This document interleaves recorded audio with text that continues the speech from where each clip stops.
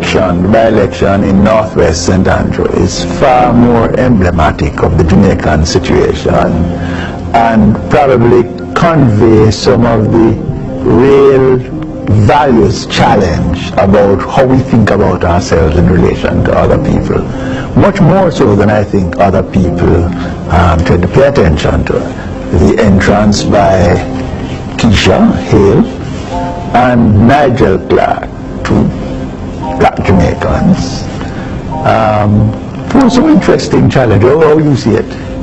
Well, Keisha Hale has a very compelling personal story. She obviously came from a very modest home environment, had to deal with a lot of the challenges that the dark child has to cope with in that era, and today it continues. However, by just pure determination, she not only was able to achieve a bachelor's degree, but a master's. And then perhaps most impressive is when she took over the failing school, Padmore Primary, that was about to be closed, on the verge of closure as a failing school, 30-odd kids. She showed such a level of personal commitment to those children that she sold her house to buy a bus so that they could turn around the falling enrollment by busing in the kids from Red Hills Square, from the whole route coming up from the level back up to Padmore Primary. As a result, I think they have about 10 times the enrollment. They have moved from very few of the kids being literate to now she has very high percentage mastery in English and math, and by all accounts a tremendous turnaround. An exceptional individual in that sense. Perhaps a rough diamond, but extraordinary commitment to develop the young people in her care.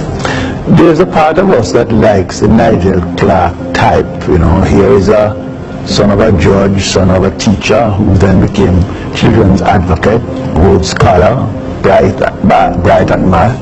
I'm not sure if he succeeded as much, you know, as you would have thought his reputation has, and very, if you might say, British-esque in his persona and so on. What do you think are his kind of strengths or weaknesses, as you see it? Well, I think Nigel is clearly somebody who is also, you know, has outstanding academic achievement and qualifications. In a sense, he reminds me of the Black Englishman of colonial times, where the sort of who aspired to be sort of black royalty. You know, somebody like Hugh Small's father, Justice Small, was spoken about in those ways. You had somebody like Ludlow Moody, Dr. Ludlow Moody, who was Norman Manley's brother-in-law, very much in that sort of mold, you know, the Esquire type. The Esquire type, you know, great English, British education, and sort of, in a sense, mimicking the values and the affectations of the former colonial masters. So, you know, the sort of classical music, appreciation, etc. Very much, in a sense, culturally contrasting with the, you know, the sort of rural, down-to-earth ethos of Keisha Hale. It's remarkable that it's not just about the kind of Jamaicanness and what it means to be Jamaican that is at issue, but I think also profoundly there is an issue about how is the parliament to be comprised. Is it to be comprised of people who live in the constituency, who represent in a very, you know, real sense the aspirations, who understand the struggle? Keisha Hale is 40 years, she claims, having lived in that country, is aware of the shortcomings and so on, versus the kind of technocrat type, the, well, you know, if you don't mind the Bolshevik, and so many of us are part of, who well-lettered, who come as experts. And there is a sense in which the suggestion is that the Jamaican people gravitate toward the expert type, and perhaps that's why we are where we are as a people. The real development has not taken place because more and more of the vehicles of the people's empowerment is taken away from them. Perhaps Keisha represents a chance to give the people more say. Undoubtedly, I think we have inherited perhaps a certain elitism in terms of the profile of somebody we look for as a leader.